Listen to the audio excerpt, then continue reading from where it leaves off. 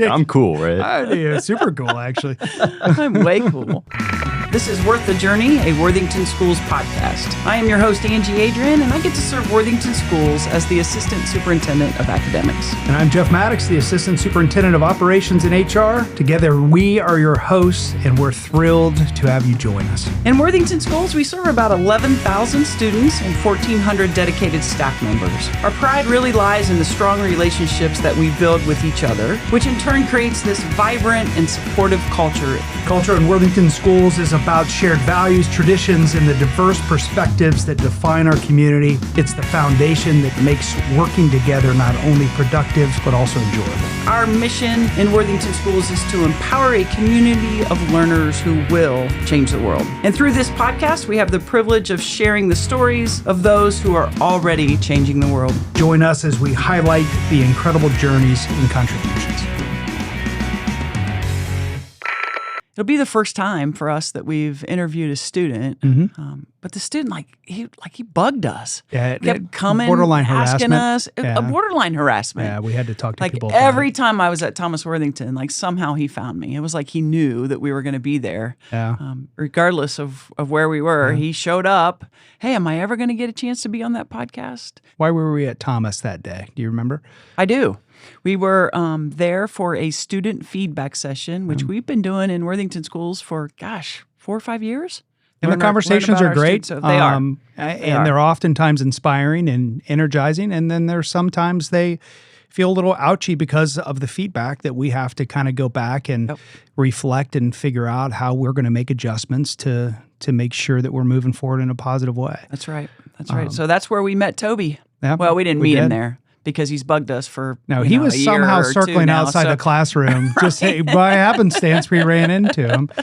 One of the things, and before we move on to Toby, is what I appreciate is listening to the students give us feedback on the characteristics of a good teacher and what we're looking for. And it really does help me, helps you when we're out looking for folks who are going to be successful in Worthington. It's nice to have the voice of the student as I'm out interviewing and out recruiting to go find people who the students are saying, this is somebody who connects with us. Yep.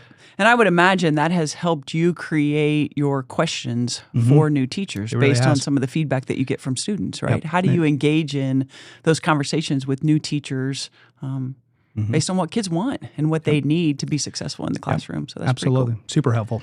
Well, welcome, Toby. Thank you for having me. I'm good to excited have to you. be For being here. Yeah. Thanks for harassing us and wearing us down. Yeah, I mean, the good news is now, I'll stop bugging you. I've done it. I'm here. Oh, there'll be a second time. Hey, I love that so much that I want to come back, absolutely. right? I mean, Is the studio all you expected it to be? It is. I mean, it is. It's pretty outstanding, cool. isn't Like it? I said, I'm a technology kid, so seeing these cool microphones sitting here in this studio is really cool. It's fun. We're pretty much big time, Toby. I don't know if you know that, but this studio is just incredible. So. Oh, no, I know it. I mean, you were saying I absolutely. probably faked listening to that podcast, but I was genuinely listening to the podcast at school.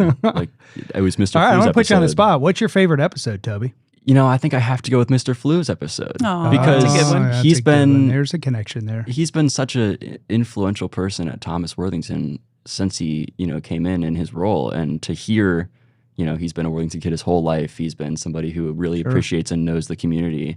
I didn't know that about him. So being able to hear that's cool. that and Yeah. understand that even more, he truly loves what he does and the place he works and everything like that. So that's fun to hear. I love the way he approaches life and the way he approaches his Right. job and the positivity that he brings and him choosing, to divorce bad days. Right. It really does resonate. And we are all human beings and we all have good days and bad days. And it's important to listen to somebody else's perspective of how he approaches that work. Absolutely. Which is cool. Yeah, and he's just so positive all the time. Super positive. He's just, every morning there's so many kids he says hi to and goes That's out of his great. way to give a fist bump to, So. It's cool. Give us some background. Well, so I was in Grandview Heights City Schools from kindergarten to third grade. And so I started fourth grade at Worthington Estates. And then one of the luckiest things I've had happen my entire life, I got to go to Phoenix Middle School. I spent 2 years there, had, just the wonderful experience that is knowing the teachers and the mission of that school. 9th grade at Thomas Worthington, the only thing about being at Phoenix, right, there's 80 kids in my class. And so I didn't get a whole lot of like knowing a bunch of people and,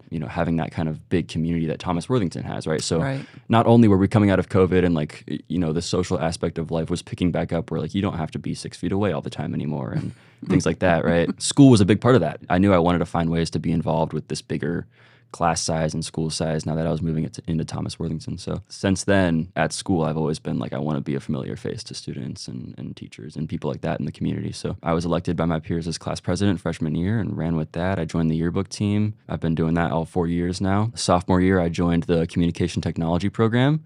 We produce a weekly show called Flock Talk every Friday for the students. So doing things like that is fun. It's my fun, right? Like I get to work with cameras and computers and people, right? Like all the time. And that's just my whole big thing. Being around people I enjoy and making things that hopefully make the community a little bit better day by day. Ange, I think he's doing all right. He went to a middle school with only 80 students, but then shows up at Thomas Worthington High School and takes on many different leadership roles.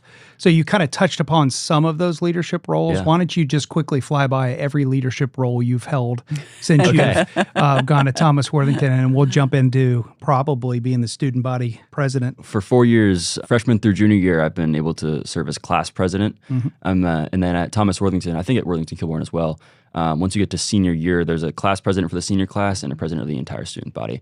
So usually the student that would serve as class president freshman through junior year would then move into a student body role. So that's what I did. So I held class president for 3 years, and I'm the sitting student body president at Thomas Worthington. For the last 2 years, I have been the editor-in-chief of the yearbook at Thomas Worthington, the Cardinal yearbook. So that's been a lot of fun doing that and having that experience. That's sort of it in terms of designated leadership roles, but like I've been a sort of a guiding force in helping peers understand how to work around cameras and things like that in communication technology, where we produce Flock Talk, and been a freshman mentor for the last couple of years at Thomas Worthington. I often am asked to sort of lead students around and help even other mentors sort of understand where we're at in the building. I get to come in a little bit earlier than most students and see, for example, the new Thomas Worthington space, things like that. So the leadership roles, there aren't a whole lot of them, but I've built up sort of a familiarity with people that I get to have the experience of being somebody who comes in early and sees things and is able to help lead other students. So yeah, I think you're selling yourself short, because I know of a couple at least that you didn't highlight. Am I blanking? Yeah, so you're also a part of the sustainability committee, right? I am. That's right. I represent Thomas at the sustainability committee. Listen, that's not a small one either. And again, with leadership comes the ability to be asked to sit on committees. Right. So that committee is new for us this year. What is the sustainability committee? It's led by Mr. Gehring, and the goal is just to kind of reflect on the district's sustainability is a big word, right? So right now we focus mostly on like recycling, just things like that. So looking at schools, all 21 buildings, and saying like, hey, do we have share tables at certain buildings? Are there ways that students can know what you can recycle and what you can't? It's obviously a different ballgame at the elementary level than it is the high school level. So I want to say our first meeting was in November this year. And we've just been recently reflecting on what the district already has for things like recycling, composting, stuff like that, and what can we do in the short term, what can we do in the long term, right? So what can we do immediately, like things like, making sure staff has remembered to turn off lights when they leave their classrooms, stuff like that. Short term is like, can we get signage up in certain trash bins in the buildings? And then long term is things like, maybe we'll look at getting solar at some of the schools, right? Just things like that to make our district more sustainable, have our environmental footprint reduced a little bit, and just make kind of small changes here and there to make sure, one, we're doing a better job as a district to impact our planet less, and two, how can students be educated as they move out of our school district to be environmental people who understand their impact and how they can reduce their footprint and things like that. So we're still moving forward. I'm excited to see after I graduate how that continues to unfold and what our long-term goals end up coming to. But yeah, our goal in that committee is really just to find ways to implement small things into the schools over a long amount of time so that students know what they're doing. Toby, it's obvious that leadership is really important to you. That's where you feel valued and seen, and it's just a part of who you are. Some of the positives of leadership are building capacity with others too. So there are times as a leader where you're the one out in front leading, and there are times where you need to build a team and build capacity so that they can be the ones leading. Talk with us about a time at Thomas Worthington High School where you've built a team and that team has created something really, really important. What my mind immediately goes to is both yearbook and communication technology. So, to put it bluntly, like creating those things isn't always easy, right? Like you have to plan way far and ahead, and things come up and things get in the way, and that happens, right? So my sophomore year, I entered in as photography editor for the yearbook at Thomas Worthington. And every year, people graduate, folks want to take different classes, different electives. So we don't always have a bunch of returning students in the yearbook program. That always requires a couple weeks at the start of the school year of going over like, hey, this is how you use our software. This is what our goals are. Here's some journalism ethics, things like that, right? We have to make sure the students in that group know how to produce the best quality content that we can. And getting a yearbook out to be submitted for print around the end of the school year is a tight timeline. I can go in and I can understand how to use things like InDesign, Photoshop, stuff like that. But helping other students understand how to use those things is what I really, really enjoy about it. So I can go in and there will be a student who has never touched a design software in their life. And we go through 2 or 3 weeks of both our advisor, teacher, Mr. Brienza, and I going through how things work and how to use cameras and things like that. And these students will go from not knowing anything about it to producing these really incredibly just amazing designs for our yearbook. And we have to go through, we can't do a design on winter sports until winter sports are over, right? So students go through those timelines and they do it the right way and they build their skills. And it's really, really fun to see students grow in that way and to know that I can help them in small ways, like understand how to use this or how to do that with a camera it's great because they'll carry those skills. Good example. Yeah. Toby, you're clearly hardwired to be forward-facing leader, and you're comfortable doing that. But as you know, in your leadership capacity, student body president, we're all leaders. Yeah.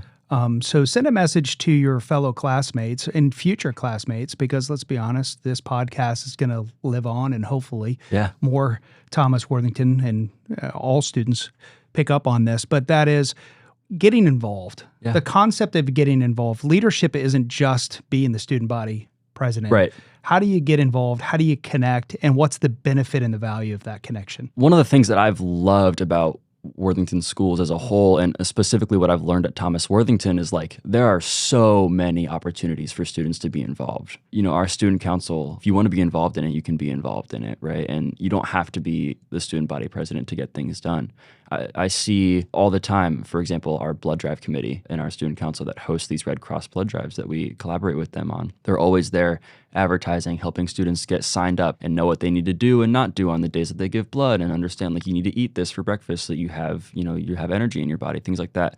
Anybody can be involved in the school. You don't have to be necessarily in like a designated leadership role. And so I think in Worthington specifically, that's really emphasized to our students. There are so many clubs. If there isn't a club for what you want to be involved in, you can make it. My hope is that, especially as our schools are being updated physically, right? Our communities are being updated and the environments are being updated as well to match the idea of like you can truly do most things that you aspire to do. And if you think, hey, there should be this bulletin board in the school, you can come to me or you can come to the advisor of a group that's going to manage that, and you can get it done. You don't have to be somebody who's dedicating 4 years to being a leader in student council for that kind of thing, right? Anybody can get that kind of thing done. And I think that's a really important and unique thing that Worthington possesses is like the leadership, the administration, the teachers. Everybody is encouraging students to do what they think is best for their future and the school's future. And that's a really special thing. When I reflect on myself as a leader, and I'm a lot older than you, so I have a lot more time to reflect than you do, but I certainly can attribute,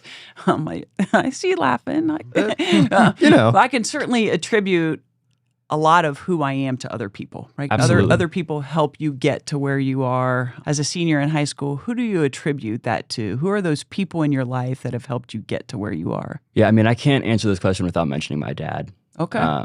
That's awesome. He's just always been, always strives for the best for me. On my car rides with him going wherever we're going, he'll always find something to teach me about, what he's learned over his years in school and his business that he runs. And I've learned so much from him, just about being a good person, caring about others, leadership, of course, and just understanding how to be a good person. So I can't go without mentioning him. That's great. That's great. If there's somebody who knows more random facts about everything than my dad, I definitely don't want to meet that person. So that's great. Yeah, I need to know like one random fact. What would be something that comes to mind that just out of the blue, Dad tells you? Like, okay, so we we got to go to the Ohio State Michigan game recently. We were like in the shoe. It was a really fun experience, and my dad lives downtown on Fifth Avenue and High Street. I went to his place and we walked to the shoe from his house. And while we were on the way there, we were talking about like, oh, this game's gonna be really fun, right? And then he goes on this huge tangent about like what started this rivalry between the two schools, down to like the days and individual like situations that created this. And I'm like, I don't know how you know this, right? Like, how do you keep this information in your head? And then it starts on a different conversation. He knows some other crazy random fact about that and a whole history lesson by the time that we get to the horseshoe. Just stuff like that, right? Like if he's driving me to school or to get food, like we'll always have some conversation. I'm like, man, I learned so much. That's just awesome. That's cool. Sorry about the outcome of that game, though. Please don't tell me you're a Michigan fan. Oh, of course not. Oh, okay. No, I was gonna say. Buckeyes always. Okay. Always. Well, it was painful. It was painful. I was hoping to like experience the atmosphere in the shoe for that game, and it wasn't as crazy as I was hoping it was because it didn't go our way. Not a good day for the Buckeyes. It was not. It was not. So yeah, I can't go without mentioning my dad, but I always say like Worthington is such a special place specifically, and I attribute that to the teachers that I've met throughout my time at my schools. So at Thomas Worthington, I think of I'm just gonna like rattle off some names here. I think of Mike Brienza, who runs the yearbook. I think of Will Thornton, who is the student council advisor.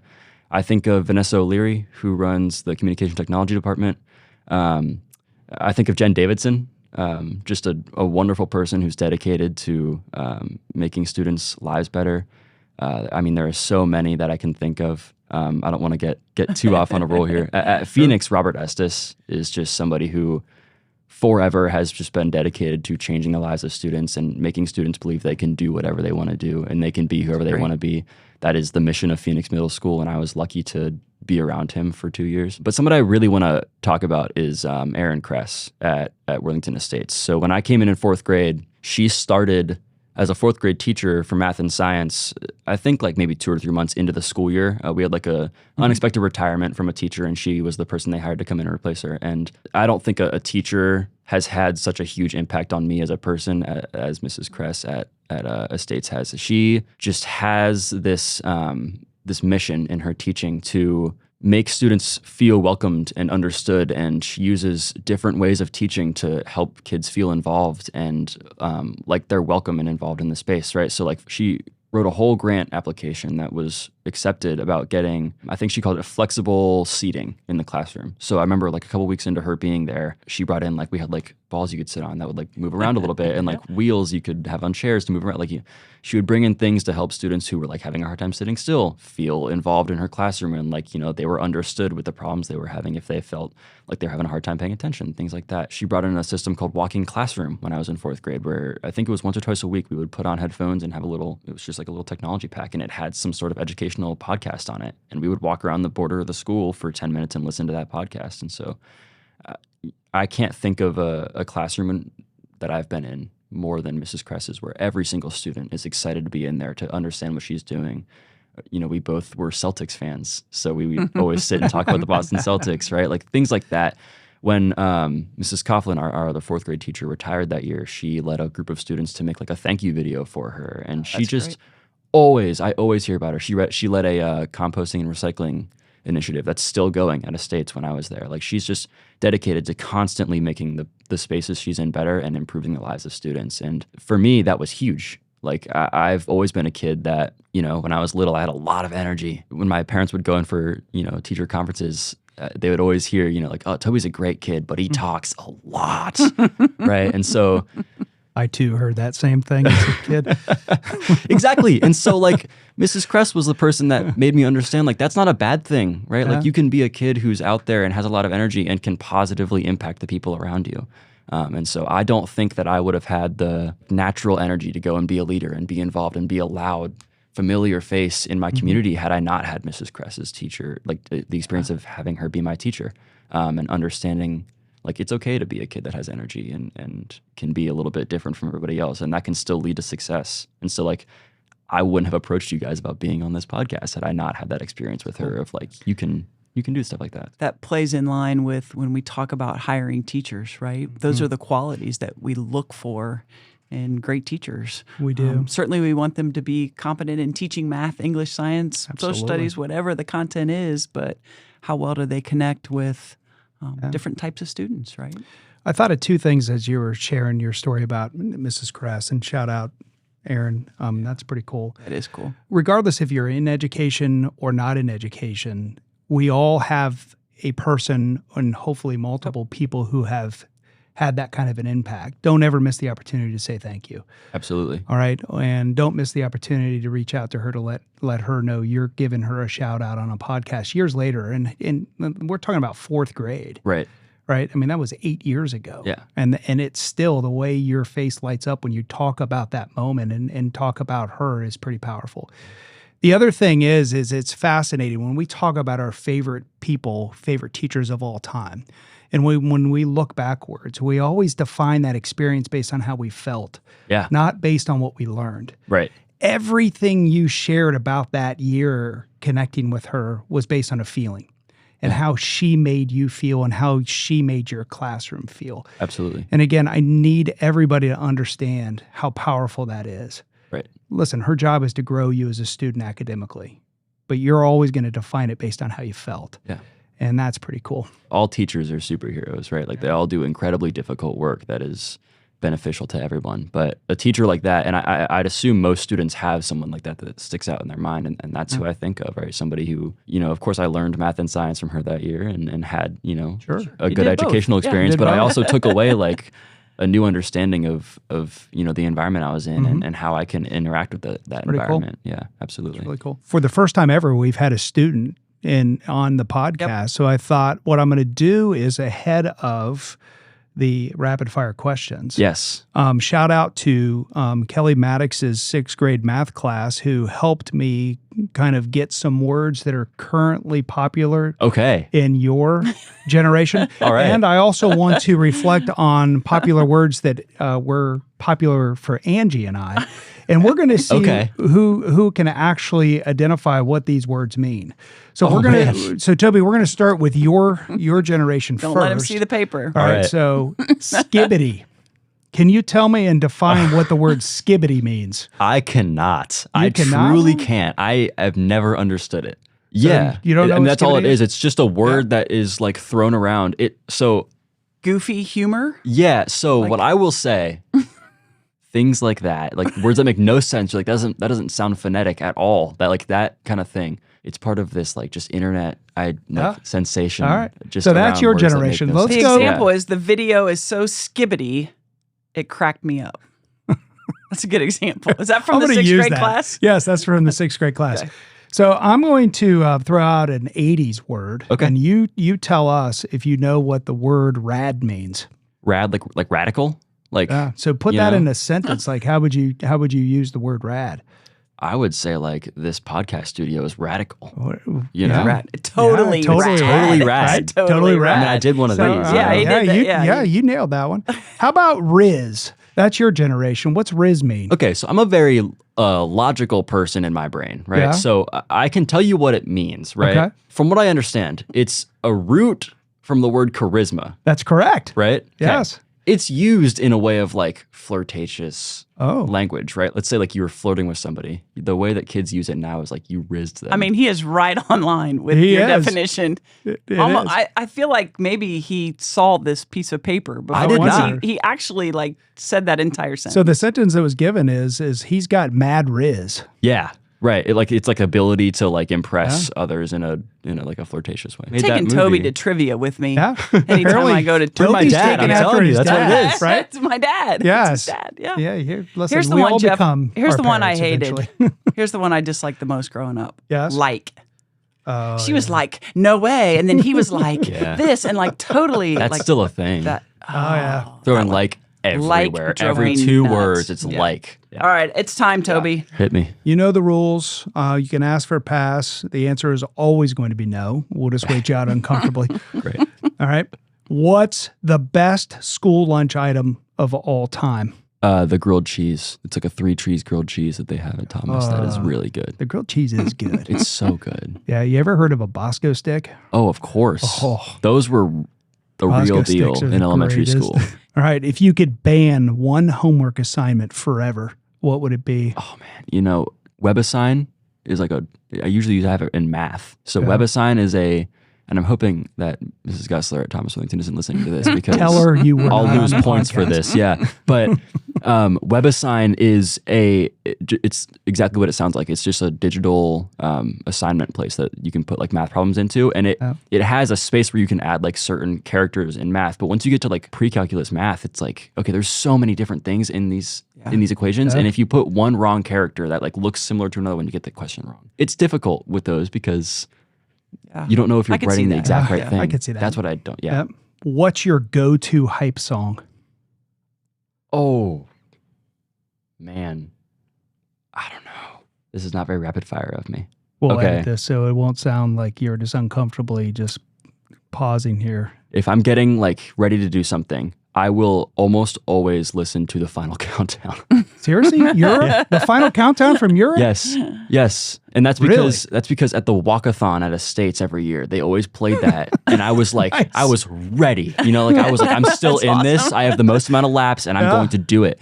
And that like hyped me up so much to the point that it's like a mental thing. It's interesting. Don't Stop Believing is my go-to. That's a good one. That's my jam. Man-Eater by Hall & Oates. Yeah. I don't know why. It's not a very upbeat song, but every time I listen to that. That's awesome. I'm in the car like, Favorite pizza place? My favorite pizza place is undeniably Pizza House. Pizza House is really good. It's real good. A little factoid, I don't eat meat. I never have. I've been a vegetarian since the day I was born. Yeah. So can't get like a supreme pizza. But like I usually, my go-to is cheese and mushroom. I love mushrooms on It's pizza. so good. So good. It's so good. If you were a principal for a day, what's the first thing you would do? Definitely call. I always hear about department meetings. Oh, you'd call. I don't know what is discussed in these department meetings, so I would call one just to find out what's going on. Just to find out, like, hey, what's the rap, guys? Like, I'm the principal. What's the rap? What are we talking about? Well, listen, unfortunately, you'll never know what happens now. Probably, I have to be exactly. It's like the great mystery is what happens in a department meeting. All right. As you know, as a longtime listener, this leads to the most important question of all time. What is, in fact, the greatest cereal of all time? Without a doubt, hands down, Honey Nut Cheerios. Ooh, I don't know that we've ever had that. I don't think we've ever had go wrong. That's a good one. That's a good one. I got nothing on that one. I like it. That was the go-to as my whole life. That's been the go-to. Yeah. Toby, thanks for being awesome, and keep doing great things at Thomas Worthington High School. And we look forward to hearing what your future brings. Thank you for having me. I really appreciate being here. And hopefully it's Go Bucks, right? Yes. Yeah. That's the goal. We'll see. I'm hoping. Thank you. Yeah. Thank you, guys. Have a great day. Yep. Thanks for tuning in to today's Worth the Journey podcast. You can find us on Apple, Spotify, Google, our Worthington Schools website, or wherever you get your podcasts. A big thanks to Corey Carter and our communications team for making this podcast a reality. And of course, to our students at The Ohio State University in the communications department. The journey may not always be easy, but it'll definitely be worth it. Thanks for taking care of each other, and have a great day out there.